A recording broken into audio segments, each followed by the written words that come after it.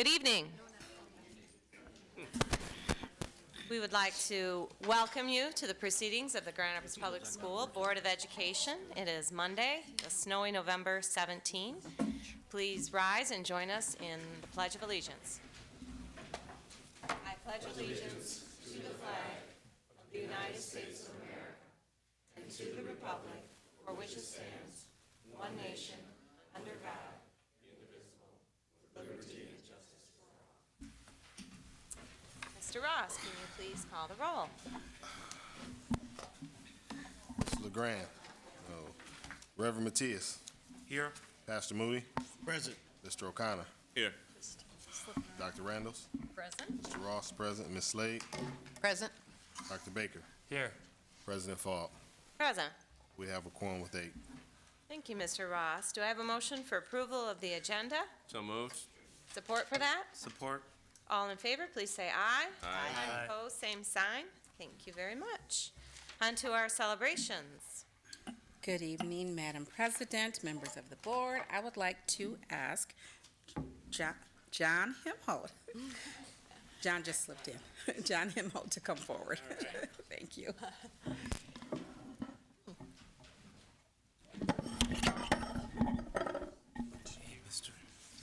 I love it.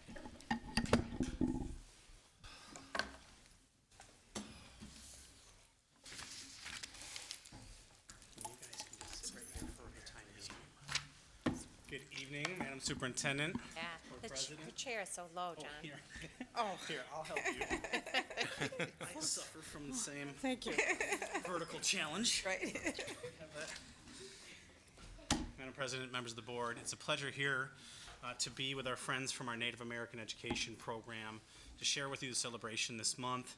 With me here is Loretta Castaneda. Yes. And Cheryl Lopez. Cheryl, do you want to come up too, or are you tied up there? The two of them are going to talk a little bit about what's going to happen tonight. The children have a little song and some music to share, but I'm going to turn it over for you to share more. Oh, sure. Bonjour. My name is Loretta Castaneda, and in celebration of the Native American Month, we would like to sing a song, share a song with you tonight. And I would like to also let you know that we are the women's hand drum group, and the name of our group is Nimianakwe Nagomochuk, which means Summer Cloud Singers, and in Ojibwe. And we are also a sober hand drum group. And what we teach the young ladies is we teach them to say no to drugs and alcohol. We teach them respect. And we teach them all kinds of good morals and how to be positive influences in the community and in their schools and how to be our future leaders. And also, we're going to sing this song, and it's called Anishinaabe Kwe. And it's about Native women singing and dancing in a good way. Thank you. Okay, start. Go ahead. Thank you.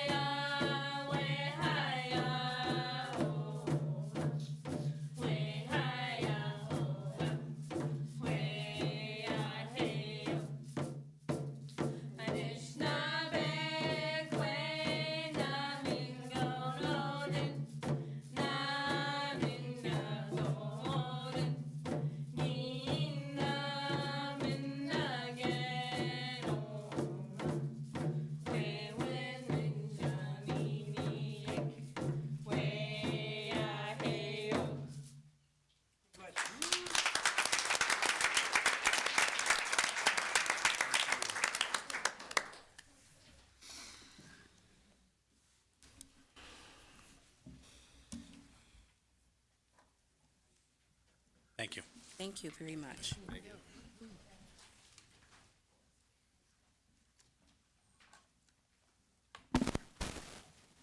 So we have a meeting?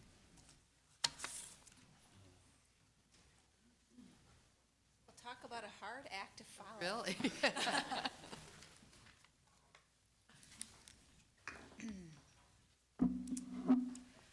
Uh, 2 weeks ago now, we learned about how good things happen in Grand Rapids Public Schools and how good things happen to readers. And we have a couple copies of the book, and we'll pass those around so everybody can see them. But through an anonymous donation to the Student Advancement Foundation, there was a donor-advised gift to provide every first grader in Grand Rapids Public Schools a copy of this hardcover book, That's Good, That's Bad, with this lovely sticker on it saying, "Good things happen to readers, keep reading." And it was really such an inspiring day. You saw, we went to 3 schools during the day, but every first grader around the city got it. We just couldn't get to 24 schools in one day. But you saw the students as the book was read and how they caught on right away. And then when they actually got the book, their faces just lit up. And it was just something that they can have and keep and read with their teachers. Every teacher got a copy, every library got a copy, and every student gets to take their copy home. So I'm going to pass the books out. Do you want to share about your experience? You were there the whole day with me. Yes, and so the students, just like Michelle said, were very excited to receive the books and to hear the story read aloud to them. And so once they started hearing the story, and there's repetition in the story, so they were able to chime right in, and they got involved with the story. And our read aloud person, she did an excellent job. And so it was a surprise to the students. They didn't know that they were going to receive these books. So what was the person's name who read for us? It was just the donor. Oh, the donor read for us. And so once she finished and she asked the students a question, and then she said, okay, who knows the answer? One person raised their hand. She said, well, you get this book. And so everybody else kind of looked around, and she said, that's okay. We have books for everyone. And so then we brought the books out, and you should have seen their faces. It was just precious. It was just really precious. It was So- wonderful, yeah, and I will say it was really funny because, she'd give the book and you could see the kids were just crestfallen that they didn't win the book, but they had been learning about how to be happy for everybody else, so they would say, it's okay, we're so happy, and then they all found out that they got a book too, and everybody's looking at it and they're just so excited, so what a special way to start November and as we move into December, and they'll be able to read this book with their teachers and take it home, so. Absolutely, and lots of high-frequency words for them to practice reading to their families as well. So thank you. Thank you. Thank you. Thank you to can the give donor. copies back to Julie. Thank you very much. And the last that I have under celebrations, I would ask Lynn Heemstra, sorry, Lynn and Maureen, I'm sorry. Shouldn't say Mo. Thank you, Madam Superintendent, Madam President, and members of the board. It's a pleasure to be here tonight. As you know, Our Community's Children has facilitated the Expanded Learning Opportunity Network since 2001, when the city and the Grand Rapids Public Schools together wrote a grant to receive help from the National League of Cities. And since that time, we've really had the national attention on our collaborative efforts. There's no question in terms of the work that's happened with the Expanded Learning Opportunity Network. Our network now has over 60 organizations. It serves over 21,000 children in the greater Grand Rapids area at over 180 sites. And every year, we like to honor those who have been champions and leaders for children, and 2 of your own have been honored this year. And so I'm going to turn this over to Marino, who is the CEO of United Way, and she has been recently appointed the new chair of the ELO network. United Way has been at the table since the beginning, and She is a cheerleader for children. So, Maureen? Thank you, Lynn, and thank you so much. It's a real pleasure to be here with you all. I hope you realize how much United Way truly is your partner throughout the school district and with the project with the ELO network. It's my honor to be the chair. We believe in children getting a good education, as you know. It's all about helping them become more successful in their life and so that they can support their families if they choose to have a family. We also believe that we want our households to be financially stable, and we want everyone to have good health. So being invited to be the chair was a real honor and right in line with United Way's mission as well. So we had 2 of your very own out of the 6 awards be recipients, and so we want to highlight those this evening, and so that you can also kind of realize how much they not only mean to you probably, but to the whole community. So the first one I want to talk about is an award called the Advocate Leader Award. And it was, I have to take off my glasses. I've like reverse aging symptoms. I can see close, but not far. Anyway, so Larry Johnson, as you know, he's the Assistant Superintendent and Director of Public Safety here at Grand Rapids Public School. So he received our Advocate Leader Award, and he received it for these reasons, just a few of them, of many. He's a community leader who has actively advocated for the needs of children, right? He has shown stellar leadership in a number of ways. As an advocate for children's safety and security in schools, he has led the way promoting policy and practice. He recently wrote a book on the components of safe schools, which has received national attention. And what was interesting was when we were giving out this award, he wasn't available because he was in Lansing doing his great work. So national attention, state attention. He has worked tirelessly to ensure that children who get in trouble can spend their time wisely setting up Saturday school, and more recently, he has set up an after-school program that provides internships for young people who are interested in public safety careers. So obviously, he's not only a top-notch leader, but he goes over and above to advocate for our children, and we're really pleased to be able to recognize him. And since he wasn't there, his wife came and accepted the award as well with his son. He's in the back, so. Oh. Yeah, you're Way in the there. back.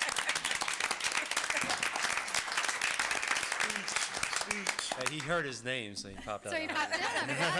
Thank you, Larry. Thank you very much. The second winner is of the Champion of Children Award, and this individual is sitting right up front with all of you, looking maybe a little proud. You're looking very proud, right? So Wendy, as now the director of the West Michigan Literacy Center, was recognized for the Champion of Children Award, and it was for these few reasons of many that we listed. Wendy's an individual who's dedicated her life to bettering the lives of children. This award is bestowed to her because of her true advocacy, not only here at the local, but at the state and the national level, to improve policies for children's education. She values high-quality education experiences and works to ensure that children have the best opportunities for learning, both in and out of the classroom. And we also kind of pointed out that she was recently elected and really celebrated that on her behalf. Also newly appointed as the director for promoting literacy within the community at the Literacy Center. So Wendy, we truly thank you for all that you do in advocating and being a champion for our children. Thank you.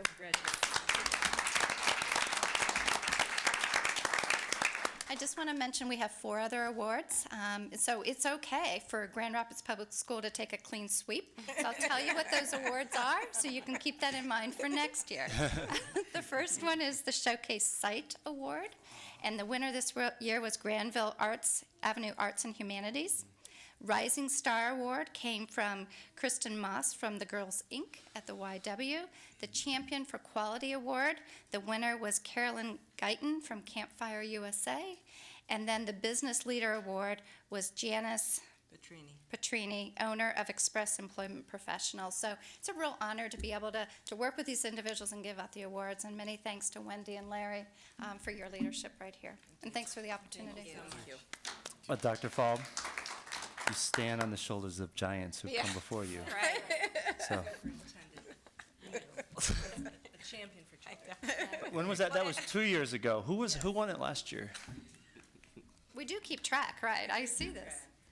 He forgot so quickly, Tony. Was it you, Tony? It was Tony. Did we get that on TV? There's no delays there. Right. I'll be by tomorrow morning again, Lynn, to help you with your work. Thank you very much.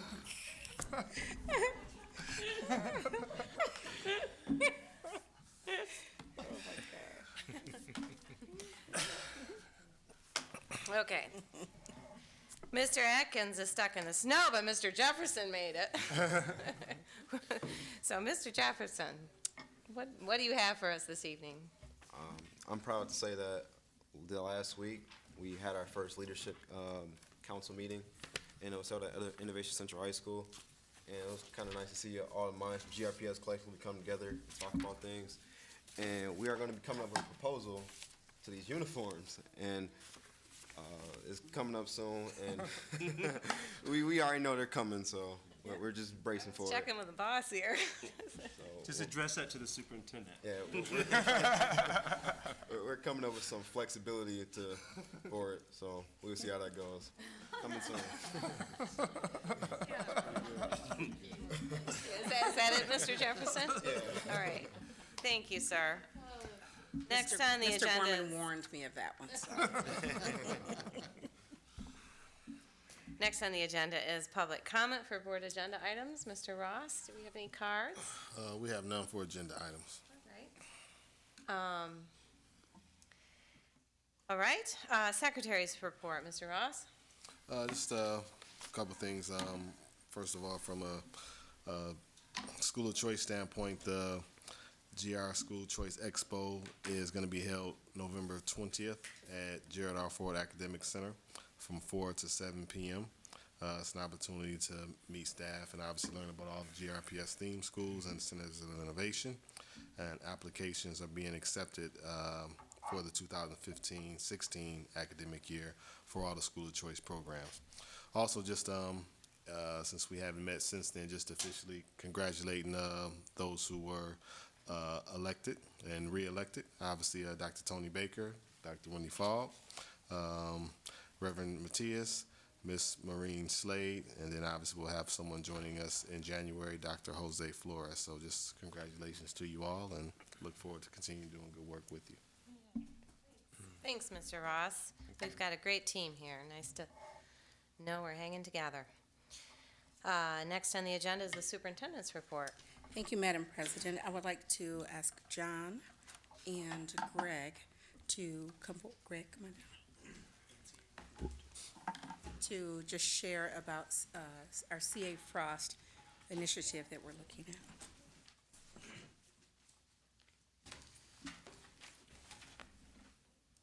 Well, thank you for the opportunity. This is certainly an exciting day, building on the very work that started, for almost 3 years ago now. 3 years ago. And really It's hard to believe. kicked off in earnest when you, as a board, unanimously approved the transformation plan in December of 2012. As you recall, the three core tenets of that focused on investing in what's working, investing in our talent retention, recruitment, and development, and restoring stability to the district. And as you know, we've made good on many of those. We're continuing to work on that. Part of that transformation plan also calls for is a phase 2 investment in expanding schools such as C.A. Frost Environmental Science Academy, Southwest Community Campus. We're looking at the museum school, an IB Arts Academy, and zoo school expansion. Those are just to name a few. The Central High Campus was another project you've heard a lot about.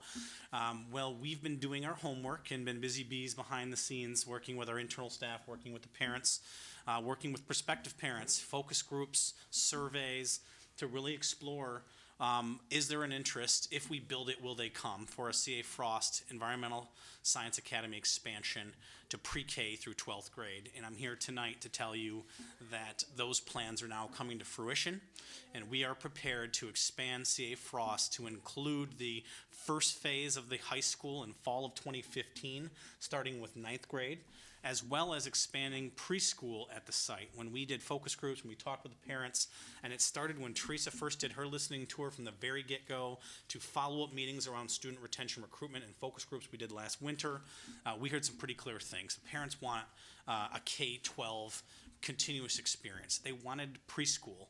They wanted all-day kindergarten. And that's another thing. We piloted all-day K this year. We are solidifying that commitment next year, so parents are going to know they have the all-day K options next school year permanently. We will start this expansion at the existing Save Frost site. We've spent time with the staff, with the art teachers, facilities, and others, looking at that existing space to see what we could do. And we anticipate right now, we're looking at capping it at 60 slots because of the space requirements for both the Great Start Readiness preschool as well as the 9th grade. We're going to do a kind of a staggered start, a slow start with 60 students, 2 sections of 30 at the 9th grade level, with the goal of eventually creating a 3-section expansion when we look at the fall of 2016. Right now, the main focus will be on exploring and studying the reopening, renovation, repurposing of the former Colville Elementary facility. It's one of those best kept secrets, but there are acres of wooded parkland right there on the site where we anticipate the opportunity to activate that portion of the property in a Blandford-like way, where there can be outdoor classrooms, a trail system, other things that are not only for the school purpose, but are totally in line with the City of Grand Rapids and their Green Grand Rapids initiative, as well as the Parks Millage, and what are some things we can explore. Obviously, it's a facility that was an elementary facility. It would need requirements. We're looking at fall of 2016, grades 7 through then the new 10th.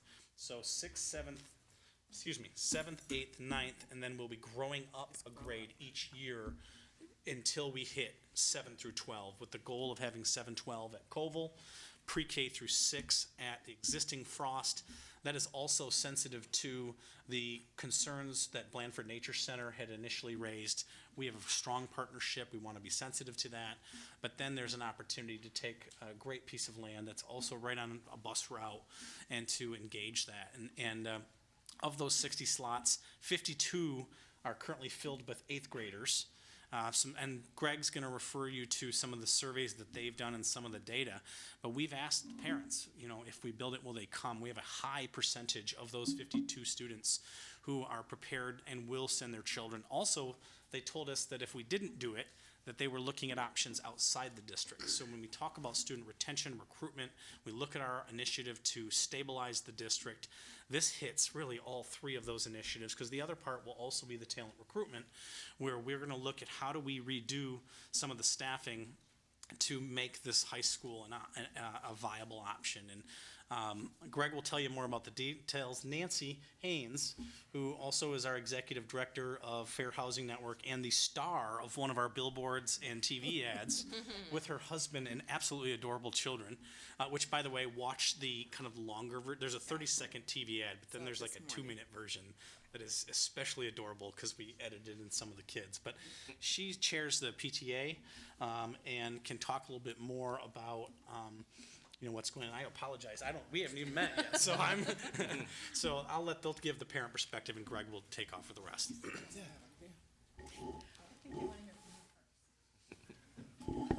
I'll just soon not use a microphone as a coach. You're on tape. You But should I'm use the on tape. microphone. That's cool. I think I met each of you all, but my name is Greg Ramey. I am principal of Frost, Blandford, and Zoo, and I'm a proud GRPS employee. I mean that, and I do love my job. And I always say that because it's just true. And I'm sitting here tonight grateful for the opportunity to serve this district and serve our kids. And John, you did great covering that. You need to do that for a living. For a living. Because when there are cameras involved. Because he nailed all the points. I can add to, as we look to moving to the Colville building, that when 7th and 8th grade go, we're looking to add 7th grade an additional 7th grade class next year, so we can work towards that goal of a 350 student high school. So the following year in 16, when grades 10, 9, 8, 7 go to Colville, if that's the plan, then the 7th and 8th grade classes will already have 90 students in them. So when that happens, we will be able to add additional preschool, a 3rd kindergarten, and over years we will grow at a pace that we will eventually have 3 classes at every grade. This is important because it protects our culture and what we do well at our school. and we're a pretty high-performing school. And I will tell you that this eighth grade class has done an outstanding job of turning themselves around. And I'll go on record saying last year they weren't where they knew they needed to be. And this year, this class has the best attendance in this district, and they have 0 suspensions in the whole school for 3 months. And it's because of their leadership. And because of that, they've earned this opportunity. And when we speak of data, we surveyed them. 62% right out of the chute said without question, if you had a 9th grade, I won't leave the district. I will stay at Frost because I love being here. When I looked at the data from Blandford and Zoo, 26 to 28%, depending on the school, the students left our district. Okay, and I said, why? And so we provide an opportunity for them to come from 6th grade this year to 7th grade.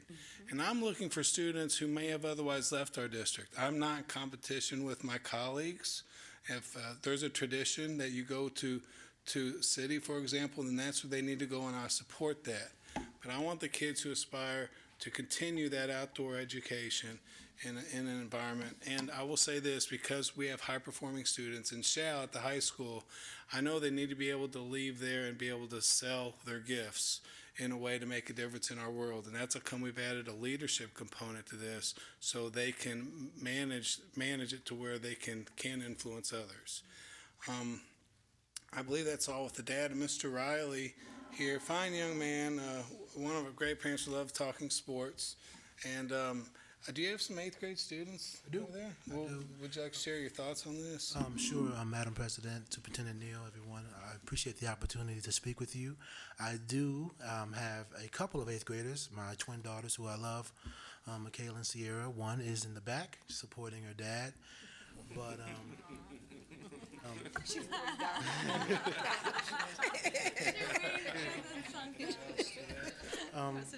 I can say that the news about the expansion for 9th grade is a load off of my shoulders.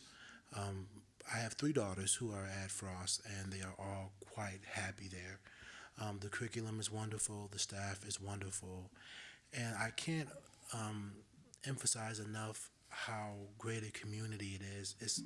It's a wonderful feeling to have a special relationship with your school, to go there and to see familiar faces, to have a cohort. And it's very exciting for me as a parent to be able to continue that cohort as our kids matriculate through high school. I attended Blandford School when it was still at C.A. Frost a long, long time ago. And I didn't have the opportunity to continue that curriculum as either city or bus, because at the time we had simply Blandford School and Zoo School. So the opportunity for my youngest daughter, who's now 5th grade, to continue that curriculum the entire way and reap all those benefits is very exciting for my wife and I. So I just wanted to let you guys all know that I've pledged my support many times to Mr. Ramey and to the school, and hopefully, I can lend whatever hand I can give, whatever gifts I have to leverage for the school's success. So that's what I wanted to express to the board tonight, so thank you. Thank you. That's awesome. And we have Nancy here. I will say, thank you, sir. Sure, Just like absolutely. we planned it. That's awesome. That going with the Blandford and Zoo and adding the 7th grade model, we did want to propose to those students who would have an option to attend 7th grade at Frost next year, could do so with a simple application and go ahead and attend that additional class to support them in that environmental outdoor theme. That was one thing I want to point out. And I will say one last thing. Once I caught wind that this was actually going to happen, I did not tell anyone. I went to the 8th grade class. They were the first to find out. And I want to tell you, they were so excited. They cheered. We did the right thing by our kids. And they had a lot of questions. I said, you're the leaders. You will be the ones responsible for maintaining our culture and building the vision of our school, because they know. We sometimes let our adult barriers block what really needs to be done, but they know. And so right here is Nancy Haynes. Now I'm teary because I think about those eighth graders and the buy-in that we've gotten from those kids and how far they've come and how committed they are to the future. And I always felt guilty that my kids got into Frost because of that long waiting list. And I just felt so sorry for any child who didn't have the Frost experience, and to expand it to 3 classes is great. And I have 3 boys, and you've seen them, if you've seen them on the billboard, they are all boy, and they learn from learning and then applying. And at Frost, even in kindergarten, they learned friction, which I never even got in college because that was so, just was not the way I thought. But they learned friction, and then they went out and tested it with lunch trays and carpet squares sledding down a hill. And that's learning. They know friction, and that's how they learned it. And that's the kind of education that now Frost kids can get all the way through high school. And I'm just so excited about the potential. I'm so grateful for the support from this school board and this incredible superintendent that we have, and our incredible principal. It's only been a year and 6 days since we made the great decision to hire him, and we are all the better for it. So I thank you from the bottom of my heart, and I, along with Mr. Wright, I commit to anything that I can bring to make this a success. And I think when you come to Frost, you're going to hear that cheer, or if you didn't hear it from I don't know if the robocalls went out, so you might have heard cheers going up all over the city, but you're going to have just an army of parents and kids ready to make this happen. So thank you. Thank you. Thank you all. So that's really concludes the presentation. Our theme school Center of Innovation applications are already being tweaked. They will be up and running in the next 24 to 48 hours. There will, as you may know, as part of one of your upcoming work sessions, we'll get into a higher level of detail, not just about this, about all of the things that are consistent with the further implementation of the transformation plan. We plan the work, we've been working the plan, and this just further puts us on the offensive, shows that we meant what we said we'd do and what you approved us to do. And I think the energy and the excitement and the momentum just keeps building, and this is a big announcement. And it happens in front of our We Are GR School Choice Expo. So for all of our friends in the media, please be sure to include that in your coverage of this, and you'll hear more about it. So thank you. Thank you all. Thank you. Thank you very much. Is that it for That is it. All right. It's been a while since we've had reports from our committees. Dr. Baker. Just real quick, we have had, I guess, just our October meeting, and we were focusing on our plans for keeping up on the priority schools for the year. And we will not be having a meeting tomorrow. For any of you that were planning to be here tomorrow, we will not be having a meeting tomorrow, but we will have one in December where we'll have a priority school update and also focus on MAP scores and their uses. Any questions for Dr. Baker? Thank you. Mr. O'Connor? Just a couple quick things here. First of all, I don't know, in our work session last week, we got our audit back, and another clean audit for GRPS, so credit to Larry and the staff in the finance department for the good work that they do to make sure that GRPS continues to be above board at all times here. Second, most recent finance committee meeting, Mr. Klomperens and his team continue to work through closing out the Warm Safe Drive projects from last year, which I'm sure many of you have seen in the buildings throughout Grand Rapids Public Schools. And as we begin here, we'll start looking at the projects for next year and prioritizing them and figuring out how to best spend those dollars to benefit the buildings here. Thank you. Questions for Mr. O'Connor? Right. Mr. Helmholtz. Sorry. To me tonight. All right. Legislative. Well, we are officially in the lame duck session. We are now past the election fury. I think we can all safely say we're happy that the ads have stopped running. I certainly have, and I actually really enjoy screening the ads, but I reached my own point near the end there. Since then, the first main thing for lame duck was the appointment of the new leadership. And so we have Senator Arlen Meekhoff is the new Senate Majority Leader. Meekhoff is a West Michigan lawmaker, and we have a good relationship with him. He has not been at as many of our legislative events as we'd like, but we're going to push on that a little bit. But we have a very good relationship. And probably one of the most notable is Senator Dave Hildenbrand is the new chair of the Senate Appropriations Committee, and I cannot emphasize enough how important that is. Obviously, he will have lots of different push and pull, but his relationship with us, with this board, with the superintendent is about, as strong as it can be from our delegation with Winnie and with Representative Brinks and with Representative Dillon. We haven't always agreed on everything, but in many ways he's gone to bat. He knows our issues off the top. You can ask him, what are the top 5, and he can name it. That's very good. So, I'm drawing a blank a little bit on the House side of things, but we'll see some more changes there. I'll send that out to the board so you know who the new committee, I don't think they've named all the committee chairs yet. But that was the first thing. Obviously, Governor Snyder was reelected, Attorney General Schuette, Secretary of State Ruth Johnson. So we now have the executive administration for 4 more years. And we have a Republican majority that actually increased in both the House and the Senate. So that's the dynamic. It's the dynamic we've been working with for the last couple of years, one that we know how to play ball. And that is also true in lame duck session. And I think our legislative strategy with your support and your platform has positioned us very well to not only have an impact on lame duck, but also in the coming legislative session to the point where we've been having those conversations with those individuals right from the get-go. They came to us and said, here's some of the things that's happening. And so I'm going to go over just a couple issues, and what's being discussed is, and the highest profile of the issues was the gas tax. You already saw movement in the Senate. It already passed the Senate. It's a pretty substantial gas tax increase. It now goes to the House. We'll see whether or not the House has the stomach to pass it. That's going to be the real trick, as there's been some scrutiny around that. It is one of the largest gas taxes in the country, but it would also have substantial impact on our roads, bridges, bike lanes, transit. It's comprehensive. It's not just about roads. It's about really complete streets, and that includes the non-motorized streets as well. There's some talk about changes to the Electoral College that would shift the winner-take-all. Right now, the winner of the presidential is a winner-take-all state in Michigan. They're talking about splitting it where the votes will be divided out by congressional district. That's somewhat controversial, but it's done in some states.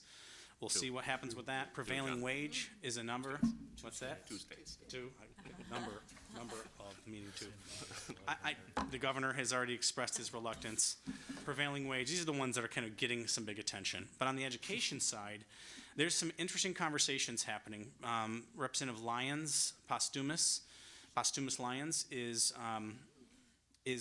looking to work with the Senate on a package of bills. There are a number of educational bills that's being discussed about as a possible package run.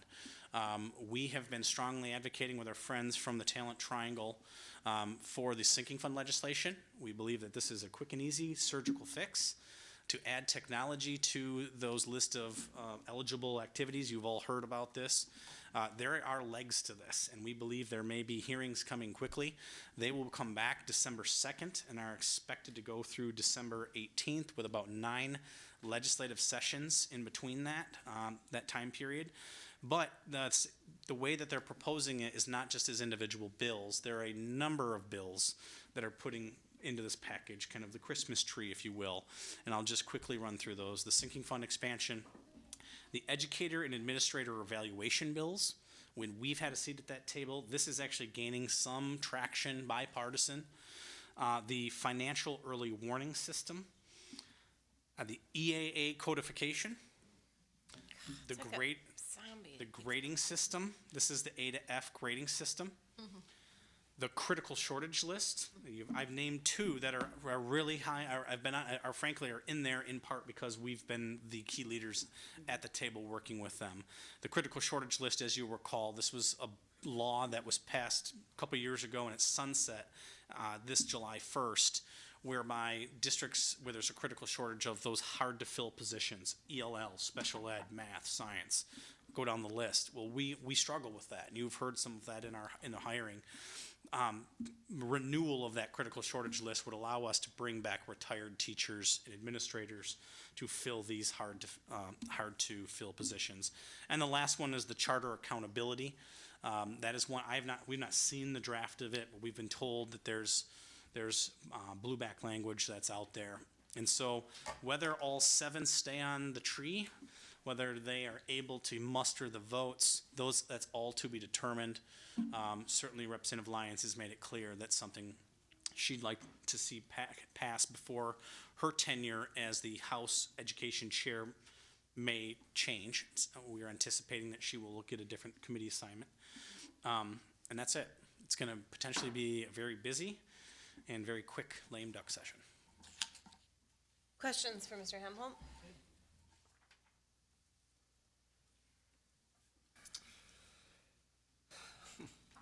Protect us, John. Okay. We're on it. All right, thank you very much. We've been a little busy. Thank you. Next on the agenda is the action item for approval of the purchasing agenda found in your packet. Do I have a motion for approval? So moved. I need to make a motion on regarding the purchasing agenda because part of it has to deal with Cherry Street Health Services, my employer.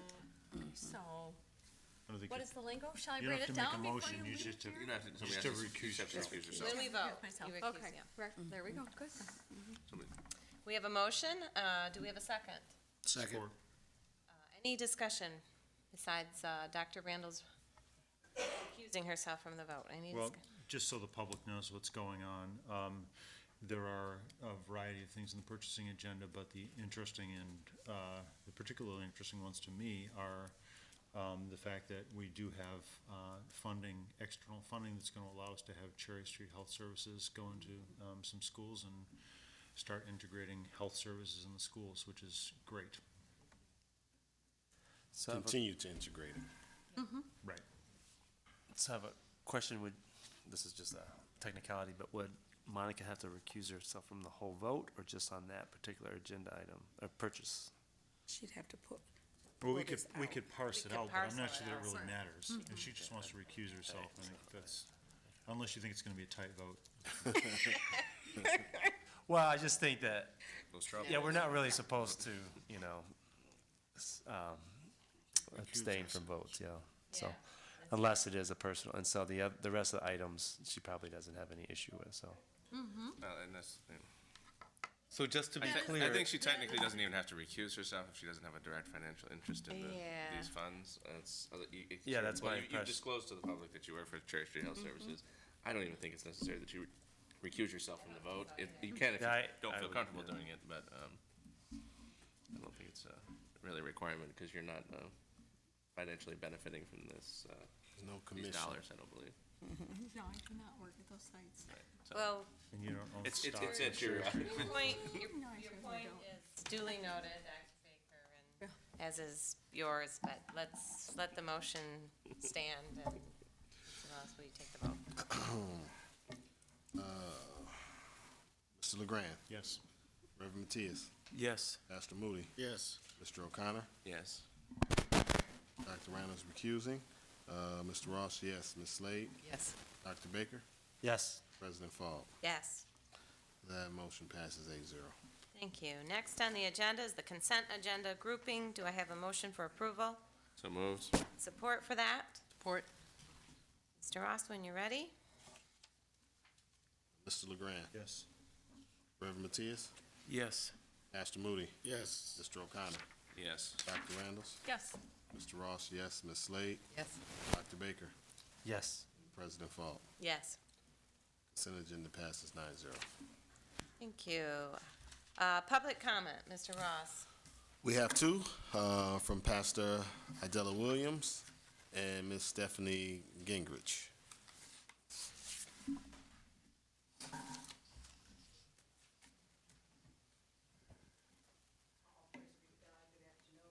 Good afternoon. Evening.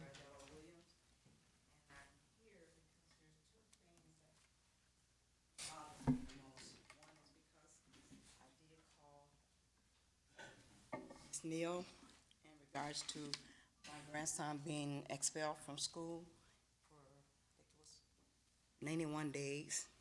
And I object to it because they did not send me any notice of it. They sent it to my daughter when they was having a hearing. And I asked again if I would be heard in regards to his suspension because the allegation was false. But each time I did not receive a reply. I've been to the board 3 or 4 times, to the school, and request that, even in writing, and I've gotten no response. But on Saturday, another notice was sent to my daughter stating that he can be reinstated back in school on December the 5th. But there was a whole list of things that he needed to do. And I feel it was unjust because of the fact the allegation was false. And you did not give me an opportunity for us to prove that. You took those allegations and you ran with them. I asked for a copy of the allegation that was said about him. We had numerous of times that we did go to the school and said these allegations that you are saying is not true. On several occasions, they agreed. But this last one, they disagreed. And I asked, please, let us go to the board. And I have not had that opportunity to bring my grandson and the allegation to the board so you could see what was happening and how the allegation was not true. Now, to send him to counseling, to him to do 30 days of community service, 30 hours of community service, it's ridiculous. Here you want to take a 10-year-old and make him work? This is not he was accused wrongly, and he said it. But you took that one word, and you agreed with it. So the other thing that I have, I'm still asking for that meeting because I refuse to just allow it to go down the drain. We did put in tutoring, and we did put him into another school. But I refuse to allow the public, Grand Rapids Public School, to degrade my son, and nothing be done about it. The other thing that I had, they were talking about what's the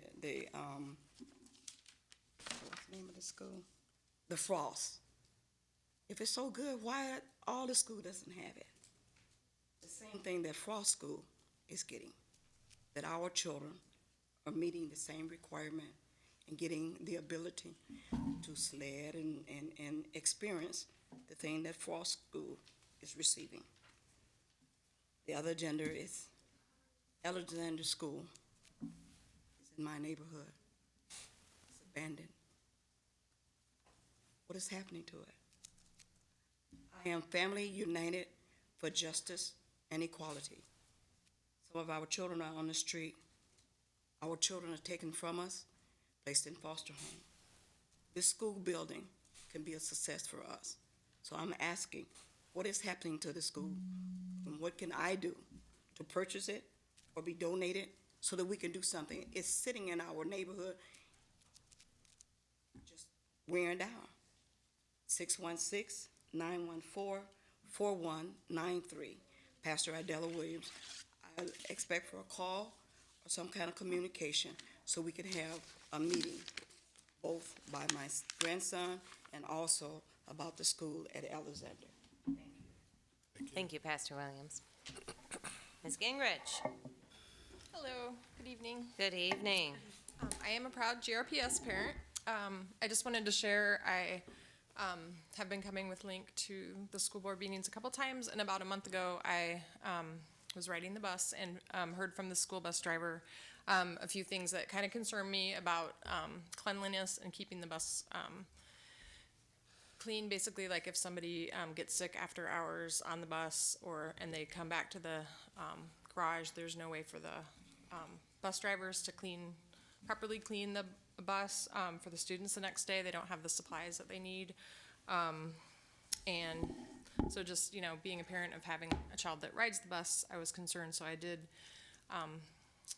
try to use the comment feature of the Dean Transportation website to just ask them what was their cleaning policy. And I figured I would just get a response back saying we do clean the buses every evening, or there was some, way to keep them clean, but I didn't hear anything back.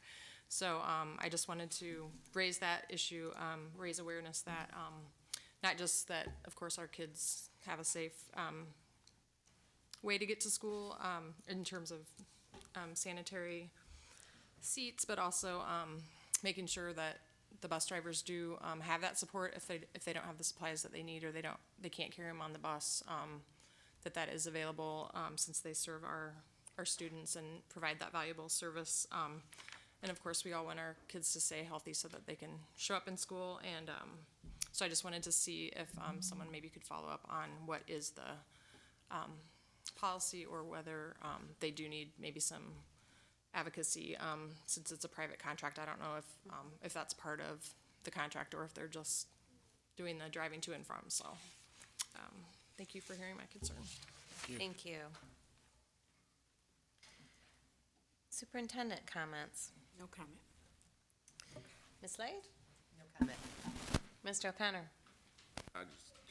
Again, thank you for the CA Frost announcement. That's, as a West Sider, that's a very, very exciting news. There's been so many good things happen, not only throughout GRPS, but West Side especially in the last couple of years, because of the transformation plan and the generosity of some community partners with the reopening of Stocking and the Challenge Scholars, and now CA Frost. It's a good time to be a West Sider. No excuse for you to not start that family now, Mr. O'Connor. Dr. Randall? Congratulations, everyone, on their reelection and for their first election. Mr. LeGrand? Comment. Reverend Matias? It was good to, it was very touching to hear the Native American, just to be able to share that culture, and just, again, reaffirming the diversity of our own district. So that was really neat. I think, obviously the good with the bad in our district, and addressing those kinds of issues. It's good that we're able to do that and not hide things under the rug, but really be able to have a voice and then be able to work on those things. So thank you. Mr. Ross? No comment, thank you. Dr. Baker? Oh, I just like to, I don't know, comment about the election. It was really nice, and I don't know if anybody's seen this, but we have our own Mr. Matias is above the fold in the newspaper, so. Very good. For good reasons. So anyway, it was really nice, and I think that I'm taking it as a indication that Grand Rapids Public Schools. People ask me, about the election. I said it's a really good time to run for re-election at Grand Rapids Public Schools, and this was a time that certainly the public has shown up and voted incumbents out of office in Grand Rapids Public School Board, but they showed up and showed the support for the 4 current board members who are doing the work now, and I think that that's really an indication that Grand Rapids Public Schools is doing what it should be doing. So that's all. Pastor Moody? No comment. I just want to thank the voters for supporting myself and my colleagues in the election. It is a privilege to serve the children of Grand Rapids Public Schools, and it is also a deep responsibility that I know we all take seriously. So 4 more years for us. And I also want to thank the ELO Network for the award for honoring me. I was very touched by it, and for Mr. Johnson as well. We are all finished. Adjourned.